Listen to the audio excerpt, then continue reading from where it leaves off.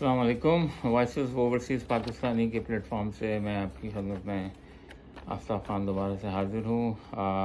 آج ہم پھر اپڈیٹ کرتے ہیں پاکستان کی صورتحال کے بارے میں. کافی چینجز ہو گئی ہیں. لاسٹ ٹو تھری ویلاگ میں نے پاکستان کے جو بڑے ہی افسوسناک واقعات تھے، جس میں ایک وہ رضوانہ بچی کے تشدد تھا، اس کے اوپر رپورٹنگ کی. امید ہے آپ کو پسند آئی ہوگی. اور دوسرا میرا ویلاگ تھا، 2 ویلاگ اس پہ آ چکے ہیں. اسلامیہ بھاگلپور یونیورسٹی، جس میں قوم کی بچیوں کو بلیک میل کر کے ان کو سیکچول ہراس کیا گیا اور ان کی ویڈیوز بنائی گئی.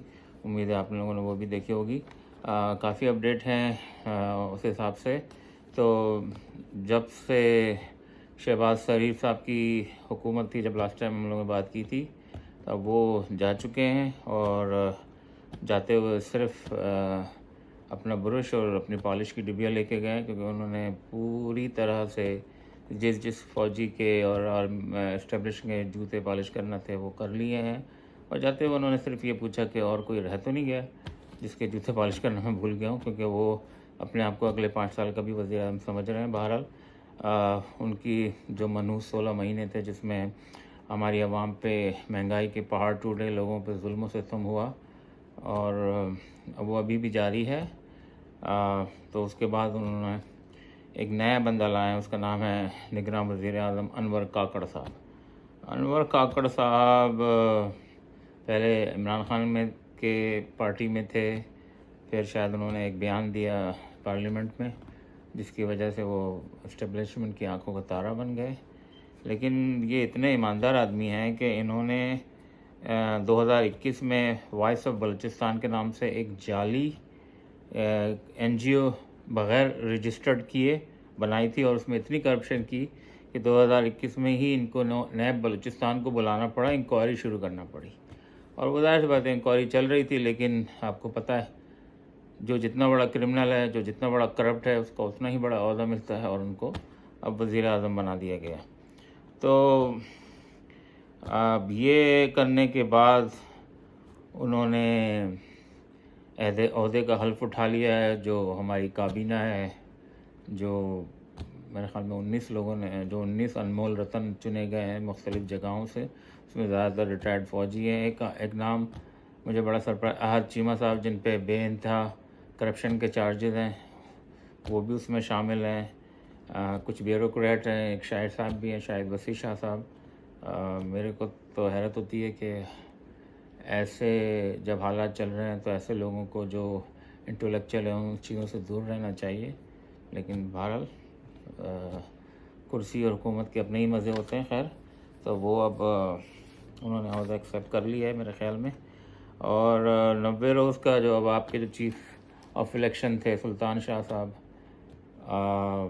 90 روز الیکشن کا انہوں نے، کیونکہ جو نگراں وزیر اعظم آئے تھے انہوں نے اعلان کیا تھا کہ جی ہمارا کام ہے 90 روز الیکشن کرانا اور گھر جانا. لیکن آج الیکشن کمیشن نے اعلان کیا ہے کہ جی 90 روز میں الیکشن نہیں ہو سکتے، جس نے نہیں کرانا وہ نہیں کرائے گا، اور ہم مردم شماری کریں گے. تو ان کا جو اب پورا ایک سلسلہ بنانا تھا، نون لیگ والوں نے اور پیپلز پارٹی والوں نے، کیونکہ عمران خان کی مقبولیت اتنی زیادہ ہے کہ اس کو جیل میں بٹھا کے بھی ان کا ڈر ختم نہیں ہوا ابھی تک. یہ لوگ ابھی تک ان کو سمجھ ہی نہیں آ رہی ہے کہ ہم اس کے پاپولیرٹی کو کیسے ہینڈل کریں. تو انہوں نے بولا کہ جی الیکشن ہی نہیں کرائیں گے. تو یہ الیکشن اب اگلے سال جاتے ہوئے نظر آ رہے ہیں. یہ الیکشن کرانے کے بالکل بھی موڈ میں نہیں ہے. چیف آف سپریم کورٹ کے جو چیف جسٹس ہیں، وہ کب اس پہ سمو موٹو ایکشن لیں گے؟ ان کو آج ہی عدالت کھولنی چاہیے تھی، اور چیف آف الیکشن کو بلا کے یا ان کو بس ایک ڈائریکٹ آرڈر پاس کرنا چاہیے تھا کہ بھائی آپ کے پاس 90 روز ہیں، آپ الیکشن کروائیں.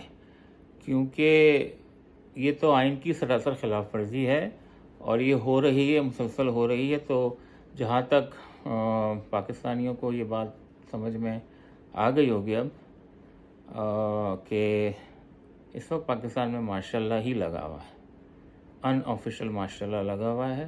اور جو ہمارے चीफ ऑफ आर्मी स्टाफ हैं,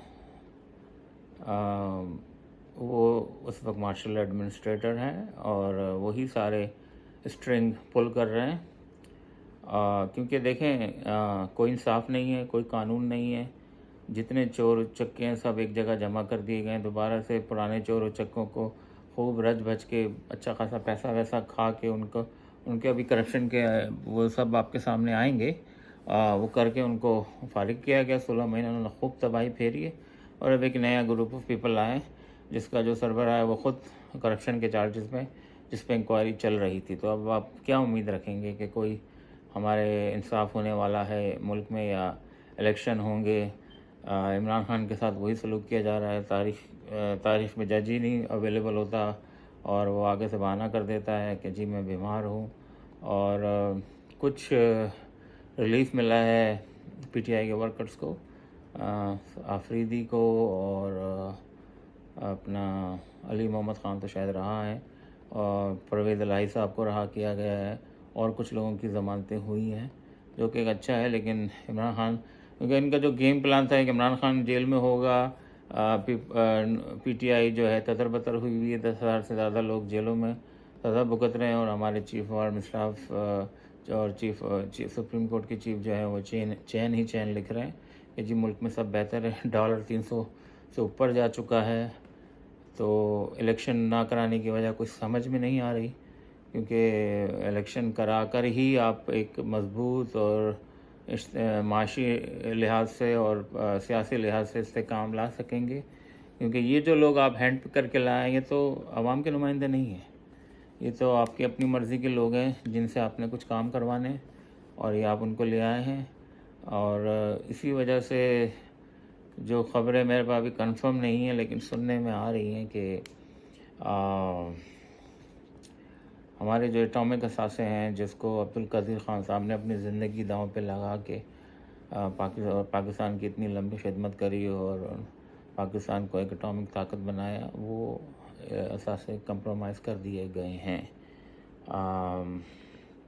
क्योंकि देखें, जब मार्शल लॉ लगता है तो फिर पूरी दुनिया में एक शोर शराबा मच जाता है कि जी यहाँ डेमोक्रेट। तो इस दफ़ा उन्होंने क्या किया कि मार्शल लॉ नहीं लगाया, लेकिन ये जो टाउट थे, जो लुच्चे लफंगे करप्ट क्रिमिनल्स थे, उनको पकड़ के बैठा के हुकूमत बढ़ा दिया कि तुम करो, क्योंकि इनके पास कोई चॉइस नहीं होती है।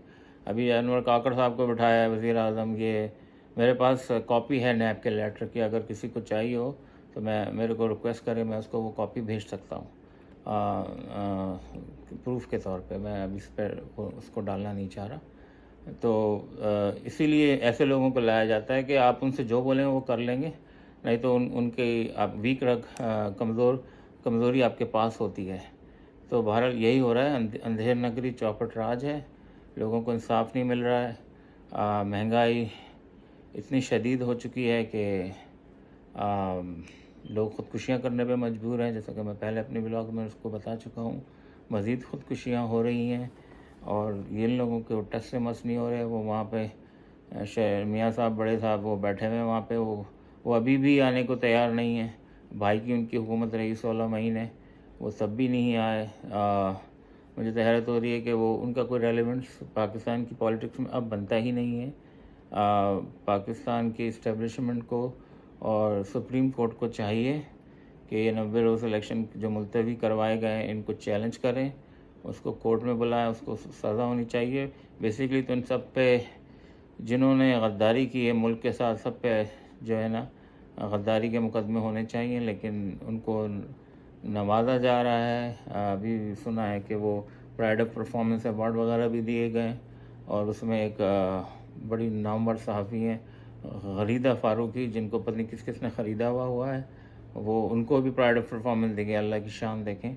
तो इसी तरह के कुछ हालात चल रहे हैं, हालात अच्छे नहीं हैं। और अब जबकि इन्होंने काबीना का अनाउंस कर दिया, निगरान वज़ीर में आ गए, इलेक्शन मुलतवी हो गए, तो फिर पाकिस्तानियों के लिए बहुत ही कड़ा और मुश्किल वक्त शुरू होने वाला है।